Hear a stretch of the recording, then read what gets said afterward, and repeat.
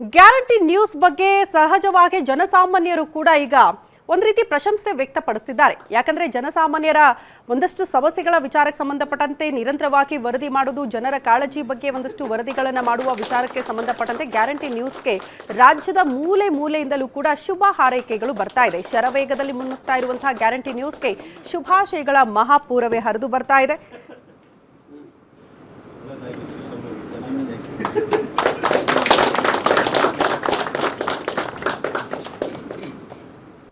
Guarantee news ಅತ್ಯುತ್ತಮವಾಗಿ ಸುದ್ದಿ ಜೊತೆ ವಿಶೇಷ ಕಾರ್ಯಕ್ರಮಗಳನ್ನು ಪ್ರಸಾರ ಮಾಡ್ತಾ ಇದೆ ಅಂತ ಸಾರ್ವಜನಿಕರು ಶುಭ ಹಾರೈಸಿದ್ದಾರೆ. ಬೆಂಗಳೂರು ದಕ್ಷಿಣ ಜಿಲ್ಲೆ ಹಾಗೂ ಕನಕಪುರ ಭಾಗದ ಜನ ಗ್ಯಾರಂಟಿ ನ್ಯೂಸ್ಗೆ ಭೇಟಿ ಕೊಟ್ಟು ಗ್ಯಾರಂಟಿ ನ್ಯೂಸ್ ಉನ್ನತ ಮಟ್ಟಕ್ಕೆ ಬೆಳೀಲಿ ಅಂತ ಶುಭ ಹಾರೈಸಿದ್ದಾರೆ.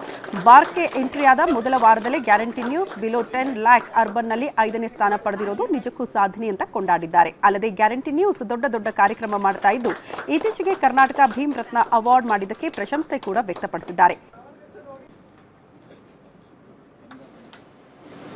ನಮ್ಮ ಭಾಗದ ಒಬ್ಬ ಸಣ್ಣ ವ್ಯಕ್ತಿ ಇವತ್ತು ದೊಡ್ಡ ಚಾನಲ್ನ MD ಆಗಿದ್ದಾರೆ, ಒಂದು ಚಾನಲ್ನ ಕಟ್ಟಿದ್ದಾರೆ ಅನ್ನೋ ಒಂದು ಖುಷಿಗೆ ನೀವೆಲ್ಲ ಬಂದಿದ್ದೀರಾ.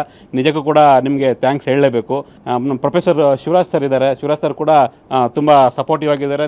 ಶಿವಕುಮಾರ್ ಅವರು ಕೂಡ ಸಮಾಜ ಸೇವಕರು, ಅವರು ಕೂಡ ನಿಮ್ಮೆಲ್ಲರನ್ನೂ ಕೂಡ ಜೊತೆಯಾಗಿ ಕರ್ಕೊಂಬಂದು ಇವತ್ತು ಈ ಒಂದು ಸಂಭ್ರಮದ ಕ್ಷಣಗಳಿಗೆ ಸಾಕ್ಷಿ ಆಗ್ತಿದ್ದಾರೆ. Thank you sir, Shivaraj sir ಮತ್ತು ಶಿವಕುಮಾರ್ ಅವರಿಗೆ. ಶಿವಸ್ವಾಮಿಯವರು ಅಂತಂದರೆ ಸಾಕಷ್ಟು ಜನ ಗೊತ್ತಿಲ್ಲ. ಯಾಕೆಂದರೆ ಯಾವಾಗಲೂ ಕೂಡ ಅವ್ರಿಗೆ ಹಾರ್ಡ್ ವರ್ಕ್ ಮಾಡ್ತಾರೆ ಬಿಟ್ಟರೆ ಎಲ್ಲೂ ಕೂಡ ತೋರಿಸ್ಕೊಳ್ಳಲ್ಲ ಅವರು. ಅಂಥ ವ್ಯಕ್ತಿತ್ವ ಶಿವಸ್ವಾಮಿಯವ್ರದ್ದು. ಅವರು ಇಂಥ ದೊಡ್ಡ ಸಂಸ್ಥೆಯನ್ನು ಕಟ್ಟಿ ಬೇರೆಯವ್ರಿಗೆ ಕಾಂಪಿಟೇಷನ್ನ ಕೊಡ್ತಾ ಇರುವಂಥದ್ದು ನಮಗೆಲ್ಲರೂ ಸಂತೋಷದ ವಿಷಯ.